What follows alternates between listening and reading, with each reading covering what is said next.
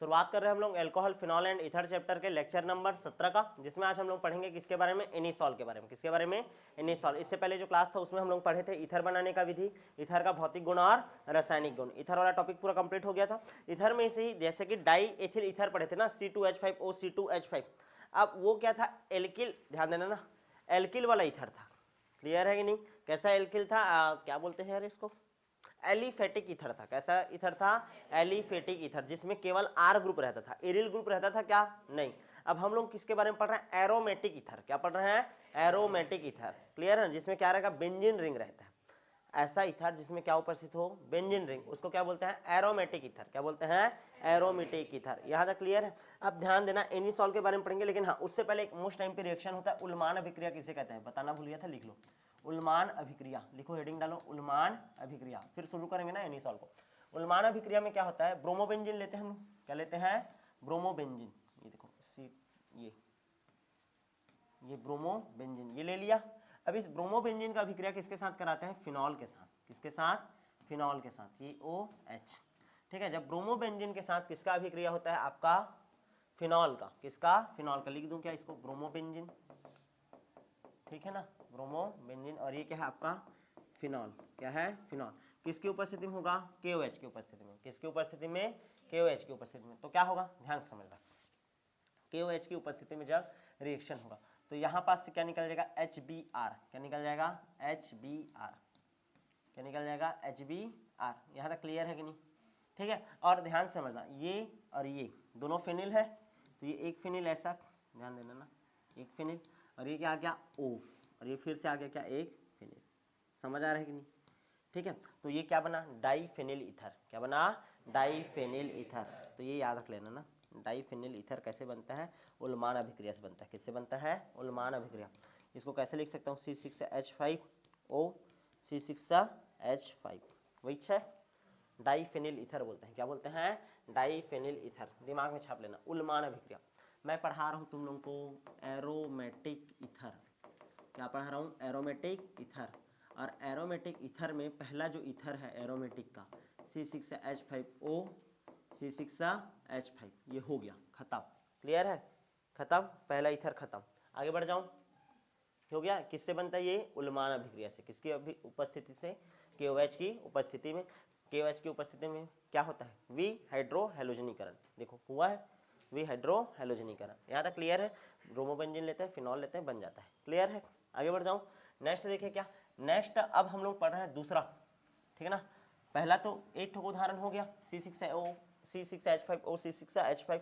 दूसरा देखो CH3O C6H5 CH3O C6H5, या इसी को कैसे लिखते हैं हम लोग, ऐसा बना दूंगा बेंजीन रिंग, और इसके साथ O लिखा, और ये क्या है, CH3। तुम लोग को नहीं लग रहा है ROAR, समझ आया। इसको क्या बोलते हैं, एरोमेटिक ईथर। क्या बोलते हैं, एरोमेटिक ईथर। इसका एक और नाम होता है एनीसॉल। क्या नाम है, एनीसॉल। क्लियर है, तो हम लोग एनीसॉल बनाने का विधि पढ़ रहे हैं। क्या बनाने की विधि पढ़ रहे हैं, एनीसॉल बनाने का विधि। क्लियर है, चलो शुरू करें। एनीसॉल बनाने का विधि, सबसे पहले बनाने का विधि पहला हो गया ना, उल्मान विधि से बनाते। किससे बनाते थे, उल्मान विधि। अब इसको पढ़ रहे हैं, बनाने का विधि। तो सबसे पहले कैसे बनाते हैं, ध्यान से समझो, ठीक।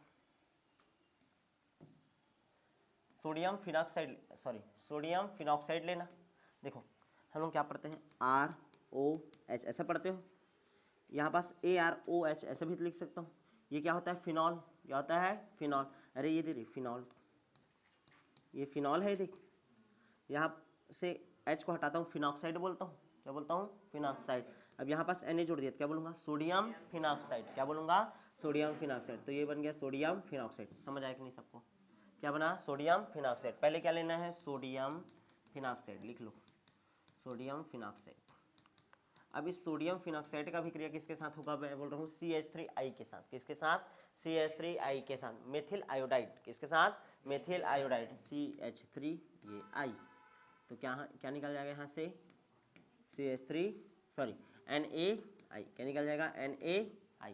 तो यहाँ पास क्या बनेगा, सोडियम। ये देखो सोडियम फिनॉक्साइड का केवल क्या निकला, फिनॉक्साइड ये बचा, और यहाँ पास क्या बचा, CH3। और हमको यही तो बनाना था, इसी क्या बोलते हैं, एनीसॉल। क्या बोलते हैं, एनीसॉल। समझ आया कि नहीं, यहाँ तक समझ आया। मेथिल फेनिल ईथर क्या बोल देते हैं, मेथिल फेनिल ईथर।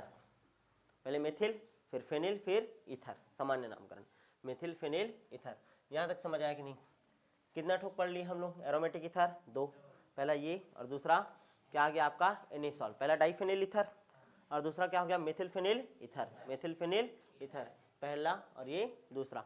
अब हम लोग पढ़ रहे हैं इनका दोनों का ही गुण है, ठीक है ना, दोनों का रासायनिक गुण। क्या पढ़ रहे हैं, रासायनिक गुण। मैं मेनली इसको लेकर के चलूंगा, इस वाले को। क्लियर है ना,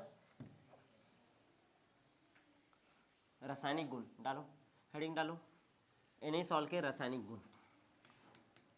एनीसॉल के रासायनिक गुण, ठीक है। एनीसॉल को क्या पढ़ रहे हैं, रासायनिक गुण। पहला रासायनिक गुण है हैलोजनीकरण। हैलोजनीकरण, ठीक है। ध्यान समझना, रासायनिक गुण में मैं मेनली पढ़ा रहा हूँ इलेक्ट्रॉन स्नेही प्रतिस्थापन। क्या पढ़ा रहा हूँ, इलेक्ट्रॉन स्नेही प्रतिस्थापन। और तुम सबको पता है कि कोई भी कंपाउंड हो, यदि वो एरोमेटिक हो और उसके ऊपर कैसा ग्रुप लगा हुआ हो, ऑक्सीजन लगा हो या फिर एक्स लगा हो, क्लियर है ना, तो उसमें क्या होता है, ऐसा विस्थानीकरण होता है। क्लियर है, ऐसा वाला। और कितना कौन कौन सा पोजीशन पर आता है, इलेक्ट्रॉन घनत्व ज़्यादा, आर्थो पर और पैरा पर। तो जितना भी रिएक्शन होगा कहाँ होगा, आर्थो पर और पैरा पर। तो दिमाग छापना है ना एकदम। इलेक्ट्रॉन स्नेही प्रतिस्थापन 2 जगह में होगा, एक तो आर्थो पर होगा और एक कहाँ पास होगा, पैरा पर। कहाँ पास होगा, पैरा पर। दिमाग छाप में रखे रहना। क्लियर है, चलो बताएं। सबसे पहले हैलोजनीकरण। हैलोजनीकरण में क्या जोड़ते हैं, हैलोजन जोड़ते हैं। क्या जोड़ते हैं, हैलोजन। हम लोग किसको लिए हैं, ये OCH3 है, ये है, ये आर्थो पोजीशन है और ये कौन सा पोजीशन है, पैरा पोजीशन। मान लो हैलोजन जोड़ा है, ब्रोमीन जोड़ा। क्या जोड़ा, ब्रोमीन। कार्बन डाइसल्फाइड विलियन है, ब्रोमीन को जोड़ूंगा तो यहाँ पास पहले से हाइड्रोजन रहता है, कुछ नहीं है, मतलब क्या है, हाइड्रोजन। तो यहाँ पास 4 ब्रोमीन है, ठीक है। 4 में से 2 ब्रोमीन यहाँ पास आकर के जुड़ेगा और 2 ब्रोमीन इस H के साथ निकल जाएगा, तो -HBr। कितना निकला है, 2, तो -2HBr। और यहाँ पास ये जो बना हुआ है कंपाउंड, ठीक है, ये OCH3, यहाँ पास या तो ध्यान देना ना, यहाँ पास ब्रोमीन जुड़ा हुआ होगा, या तो फिर कैसा वाला पोजीशन, आर्थो एनीसॉल, आर्थो ब्रोमो एनीसॉल पाया जाएगा, या तो क्या पाया जाएगा, पैरा ब्रोमो एनीसॉल। मतलब यहाँ पास ना लग कर क्या लगा रहेगा, नीचे में लगा रहेगा ब्रोमीन। आया कि नहीं समझ में, ठीक है। या तो आर्थो ब्रोमो एनीसॉल मिलेगा, ये इसी को क्या बोलते हैं अब, पैरा ब्रोमो एनीसॉल। पैरा पोजीशन पर लगा है ना, पैरा ब्रोमो एनीसॉल। अरे 3 ठो की स्थिति होता है ना, आर्थो मेटा पैरा, तो आर्थो में लगा रहता है आर्थो ब्रोमो एनीसॉल। इतने के एनीसॉल बोलता हूँ, आर्थो पोजीशन पर ब्रोमो लगा है, आर्थो ब्रोमो एनीसॉल। इसको क्या बोलूँगा, पैरा ब्रोमो एनीसॉल। पहला अभिक्रिया कौन सा हो गया, हैलोजनीकरण। कौन सा हो गया, हैलोजनीकरण। समझ आया कि नहीं सबको। विलायक क्या लेते हैं, कार्बन डाइसल्फाइड। क्लियर। दूसरा देखें क्या, दूसरा देखो, दूसरा पढ़ रहे हैं नाइट्रीकरण। नाइट्रीकरण में क्या जोड़ते हैं, HNO3। क्या जोड़ते हैं, HNO3। ध्यान दो, ठीक। एनीसॉल बनाओ फिर से, OCH3, ये क्या है, एनीसॉल, ठीक है। ये जो एनीसॉल है, ध्यान देना, चलो कितना ठोक बनेगा, ध्यान दो, ये एनीसॉल है ना, ठीक है। इसके साथ क्या जोड़ रहा हूँ, HNO3। HNO3 को कैसे लिखता हूँ, OHNO2। देखो H है, NO2 और A 3, ठीक है, HNO3। अब ध्यान देना, यहाँ पास क्या होगा, ध्यान समझने का कोशिश करो ना। यहाँ पास का OH और यहाँ पास का उपस्थित H, या तो फिर यहाँ पास का उपस्थित H, क्या निकालेगा, H2O। क्या निकालेगा, H2O। ये H2O हो जाएगा ना, ठीक है। तो यहाँ पास से क्या निकलता है, H2O। अब क्या क्या बन सकता है, वही है NO2, या तो आर्थो पोजीशन पर या तो पैरा पोजीशन पर। आया कि नहीं समझ में। इसको क्या बोलोगे, ortho nitro anisole. Ortho nitro anisole. और इसको क्या बोलेंगे, पैरा नाइट्रो एनीसॉल। क्या बोलेंगे, पैरा नाइट्रो एनीसॉल। यहाँ तक समझ आया, आर्थो नाइट्रो एनीसॉल और पैरा नाइट्रो एनीसॉल। आगे बढ़ जाए, नेक्स्ट देखिए, फ्रीडल क्राफ्ट एल्किलीकरण। क्या पढ़ेंगे आप, फ्रीडल क्राफ्ट एल्किलीकरण। फ्रीडल क्राफ्ट एल्किलीकरण में क्या होगा, ठीक है, CH3Cl जुड़ता है, सबको पता है। CH3Cl किसकी उपस्थिति होता है, निर्जल AlCl3। कई बार पढ़ डाले, चौथा या 5वां बार है ये, ठीक है ना। तो क्या होगा, ध्यान से समझना, या तो CH3 यहाँ पास जुड़ेगा, ये तो कहाँ पास जुड़ेगा, यहाँ पास। और यहाँ पास ध्यान देना, ये क्लोरीन और ये H क्या निकालेगा, HCl।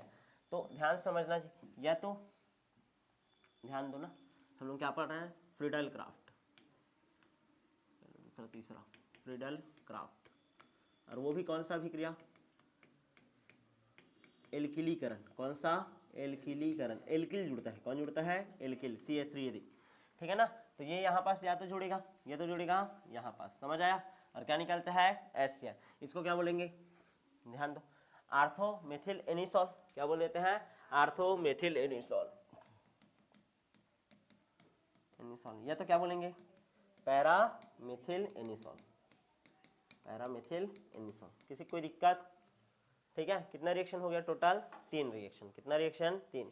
आगे बढ़ जाए, फ्रीडल क्राफ्ट ये एल्किलीकरण है जिसमें CH3Cl जुड़ता है। क्या जुड़ता है, CH3Cl। मान लो एसिटिलीकरण होगा तो CH3COCl, CH3COCl। क्लियर है, चलो जोड़े, ठीक है। फ्रीडल क्राफ्ट अब क्या पढ़ेंगे, एसिटिलीकरण। सेम टू सेम वही रहेगा ना सब, बस CH3Cl की जगह क्या जुड़ जाएगा, CH3COCl। क्या जुड़ेगा, CH3COCl।